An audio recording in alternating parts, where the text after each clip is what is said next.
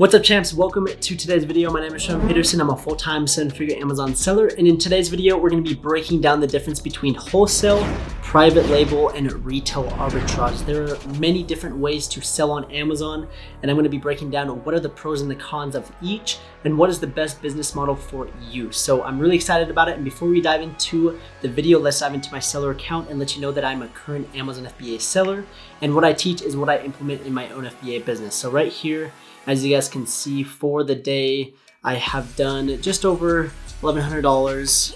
And in the last 30 days, I've done over $120,000. So if you guys are new to the channel, make sure to go down, hit the subscribe button, like the video. Please drop a comment down below. I appreciate your support. And without further ado, let's dive into the video.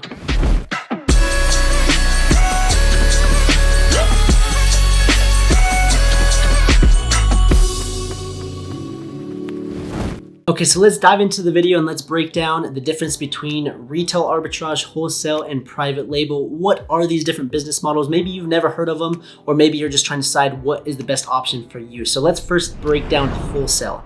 And wholesale, here is the perfect example of a wholesale product.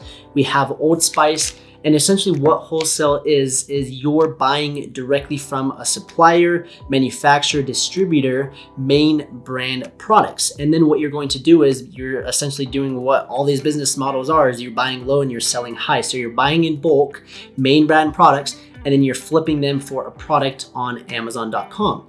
Yes, you're still using FBA, which stands for Fulfillment by Amazon, and all of these business models, you use FBA. So a lot of times people say, oh, I do Amazon FBA. There's 3 different components inside Amazon FBA. Technically, there's actually 4. There's retail arbitrage and online arbitrage, which essentially are the same, but the main are retail arbitrage, private label, and wholesale. So wholesale is you're buying main brand products, you're buying them in bulk, and then we'll kind of break down the pros and the cons of them, but you're buying in bulk and then you're selling them on Amazon. Private label, here is an example of a private label product. Essentially what you're doing is you're finding an existing product, and what you're going to do is you're going to brand it and private label your product yourself. So this product has been around for many years, and basically what they did is all they did was find this product, they put their logo on it, they created customized packaging, they included a bunch of different things in a kit, and they sold this together, and this is their private label product. So the advantage of this is you yourself are creating the brand. So you're the brand owner. No one else is selling this product because you started this from scratch. It is your brand, and that is what private label.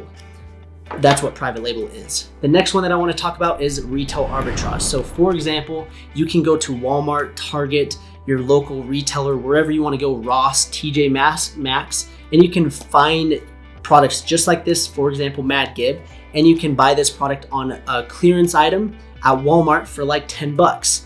And on Amazon, it's listed for $32. So basically it's the same thing. You're buying a bunch at Walmart, you're buying low, and then you sell it and flip it for a profit on Amazon. So that is kind of a unique business model. And by far, retail arbitrage is the lowest barrier to entry. Basically, you don't have to have that much money to get started. You can literally start with like 20, 30 bucks. You just need to create an Amazon account. And I actually have some videos breaking down this on the channel. It's not what I do, this is what my little brother does, but it's very, very simple. And that is the biggest pro to retail arbitrage, is it doesn't require a huge startup investment, but it is more difficult to scale, and I'll kind of explain why. With retail arbitrage, you're going to a Walmart and you're basically buying out their stock. And if they only carry 20 units, that's all you can buy. So if you find a hot selling product, you buy all 20 units. After you sell out of that 20 units, you have to go and find a different product to sell. Whereas if you're doing wholesale or private label, you are directly connected to the manufacturer, the supplier, the distributor, and you can basically order as much inventory as you want. So if you have a really hot selling product, all you need to do is order more inventory, and you're going to sell consistently every single day. So that is the biggest disadvantage of retail arbitrage, is the scalability factor. Now, that doesn't mean that you can't scale. There are many people that have successfully scaled a retail arbitrage business to 6 and even 7 figures, but it just requires more work, more time. You have to actually go to the store, buy the product, where wholesale and private label, all I do is I jump on my phone, I send a message to my supplier and I say, hey, I need to order 1,000 units. And boom, just like that, they start creating the order. I pay them a deposit. Once it's ready, they ship it directly to Amazon, and I'm not physically going into each individual store. So that's an advantage of wholesale and private label, is you can scale it a lot quicker. Between the two, wholesale and private label, what do I think is going to require more capital? I mean, it just kind of depends on what your end goal is. Are you trying to make $1 million as fast as possible? If that's the case, then both of them, it's going to require a lot of capital. But if you're just looking to make an extra $1,000, $2,000 a month and you don't have a huge budget, then I would say private label is going to be the better option.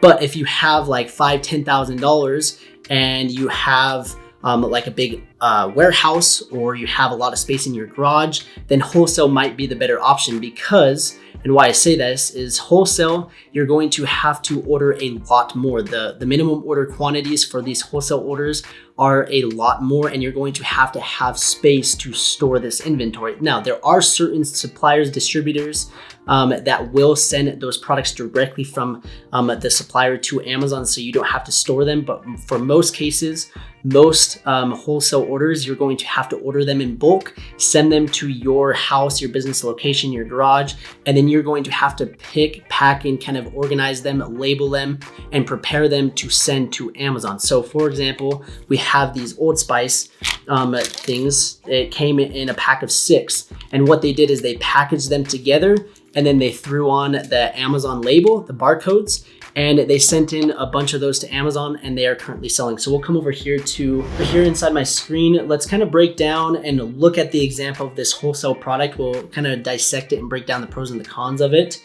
And the first thing and the biggest thing, this is the biggest pro to wholesale, is the brand presence. Is you're buying existing brands that people know, and if they are a loyal customer, I mean, for me, I will not buy any other deodorant other than Old Spice because I like it, I like the smell, I know it works. Other deodorants I don't really care for. So when I go to buy Old Spice, I go and I search Old Spice deodorant, and I'm going to buy the product that I want. So that is the huge benefit of wholesale, is you have that brand awareness already.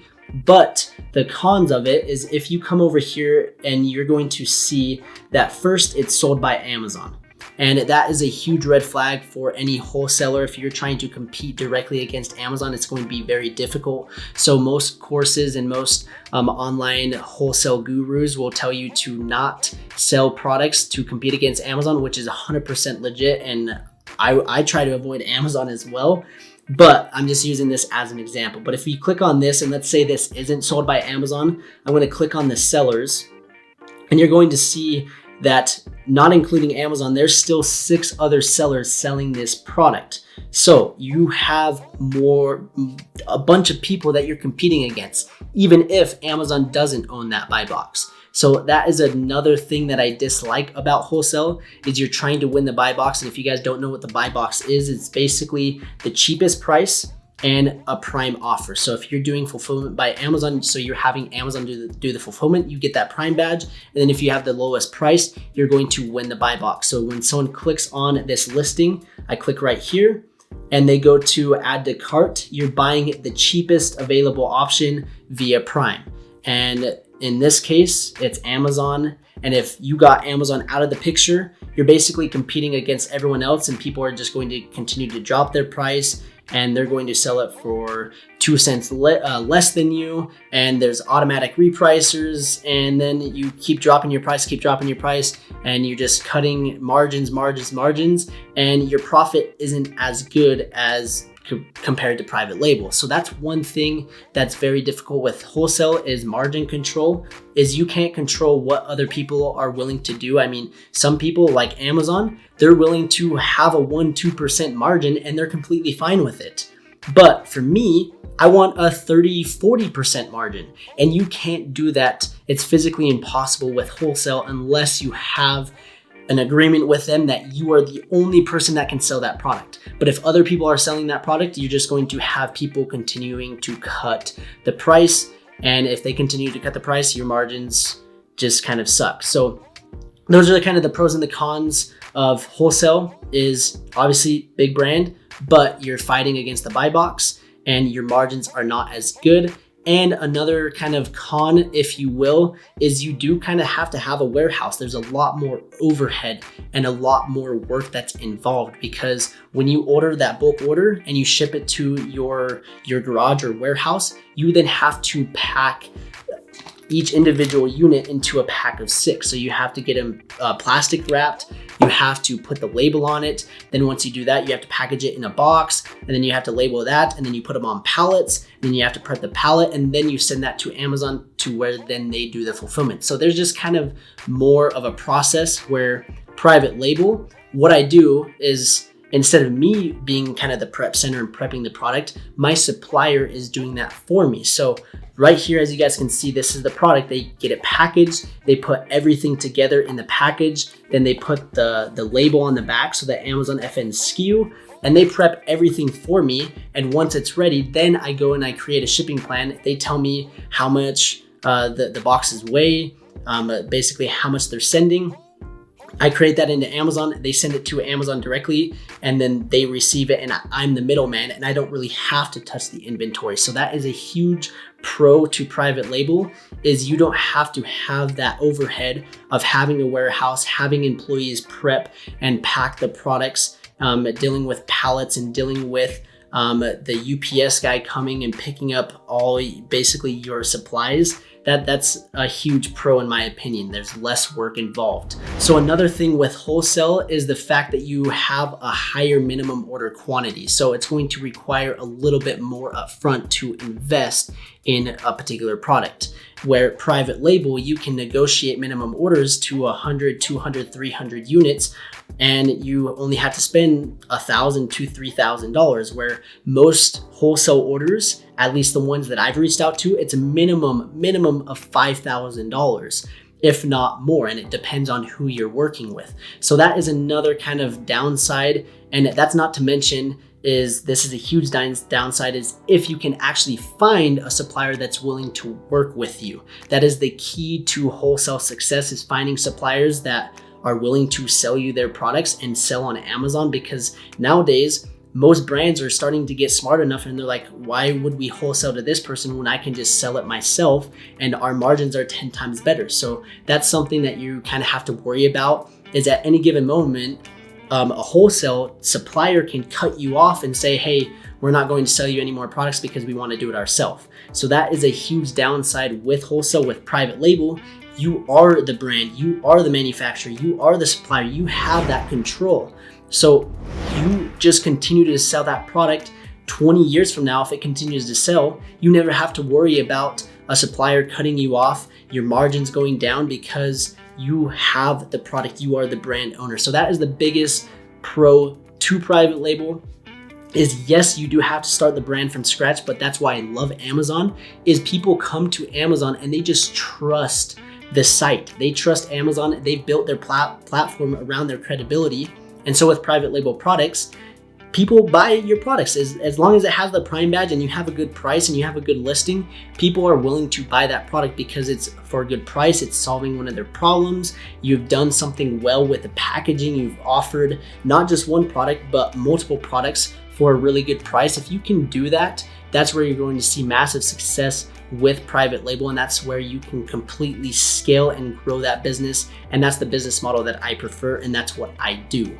Now, not to say the other business models are not valid. They're great. Tons of people have success with them. But if it was me, private label would be my go-to. Even if I was starting from scratch, I would absolutely start a private label business again because of those pros that I discussed. Not to mention, in the future, you're building a brand presence. You could also potentially wholesale to other retailers, other boutiques, other people that want to resell your product. So there's another income stream. If you want to diversify and sell on like Walmart or your own Shopify store, you can diversify.